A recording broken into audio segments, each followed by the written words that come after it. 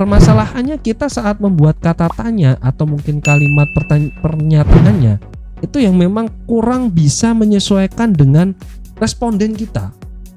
Nah, ini yang sering teman-teman bermasalah.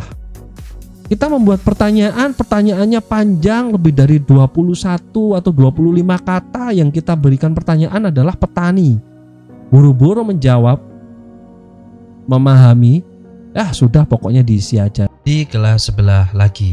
Halo teman-teman, sebelum kalian lanjut menonton video ini, pastikan kalian sudah subscribe channel ini agar kami bisa terus membuat video-video yang bermanfaat untuk kalian semua. Dan pastikan juga setelah menonton video ini, like dan komen serta share video ini.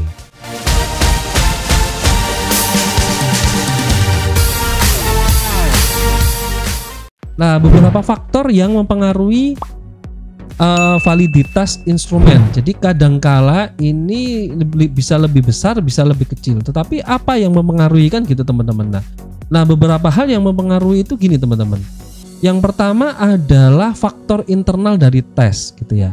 Nah, apa itu faktor internal dari tes? Ini memang belum pernah saya bahas gitu ya di dalam channel saya ini. Internal dari tes itu apa? Kadangkala kita saat membuat angket,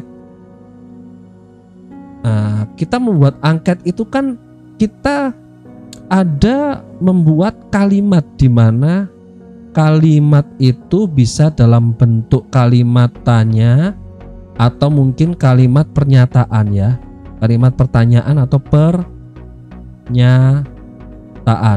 Nah, kalimat-kalimat ini teman-teman bermasalah di internal. Di internal ini maksudnya kenapa?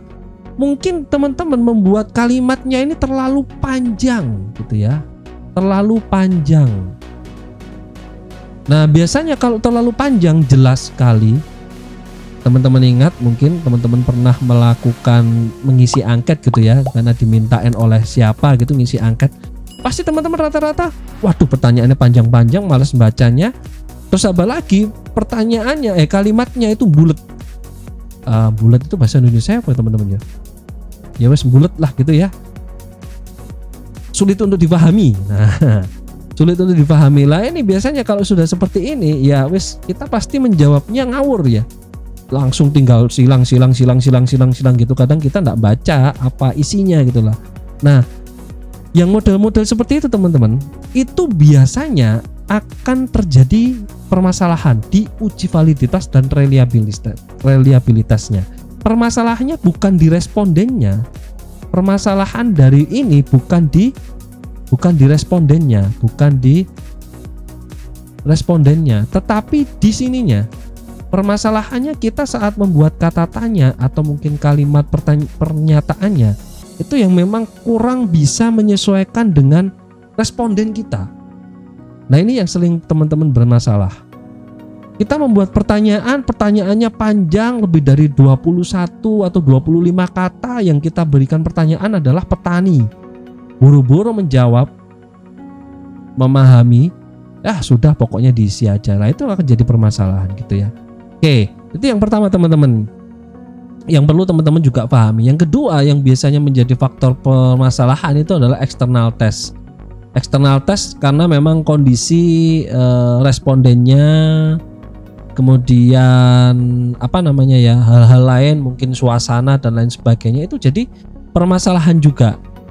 Contoh kalau dari respondennya karena mungkin terburu-buru gitu ya, atau mungkin faktor-faktor yang lainnya tidak mau diberikan angket dan lain sebagainya, terburu atau mungkin rahasia dan lain sebagainya. Nah, ini faktor-faktor lain memang dari arahnya responden ya.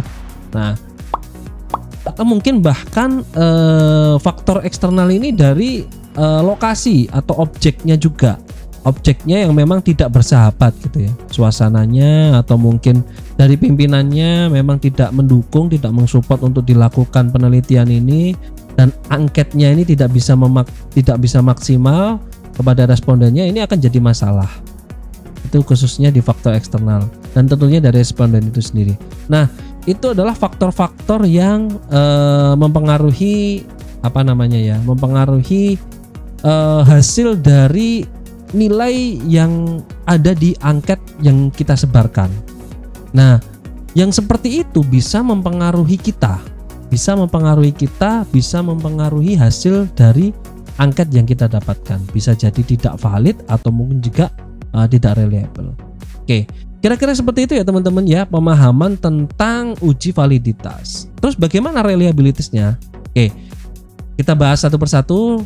Video berikutnya akan saya bahas tentang uji reliabilitas, gitu ya, dan beberapa metode yang bisa digunakan untuk melakukan pengujian reliabilitas. Oke, sampai ketemu lagi di video berikutnya yang membahas tentang cara menyusun skripsi ya, dan atau mungkin penelitian umum bidang lainnya. Apabila teman-teman ada yang ingin berdiskusi secara langsung, silakan menghubungi sosial media kami ya, di Instagram ada, TikTok ada, Telegram, Twitter dan lain sebagainya. Dan terus bagikan video ini ke teman-teman kalian yang sedang mengerjakan skripsi ya, saling berbagi, saling memberi, dan semua bisa saling mendukung. Oke, jangan lupa subscribe, like, komen, dan share agar kami bisa terus membuat video-video yang bisa segera membantu menyelesaikan skripsi teman-teman. Semoga bermanfaat teman-teman ya video ini.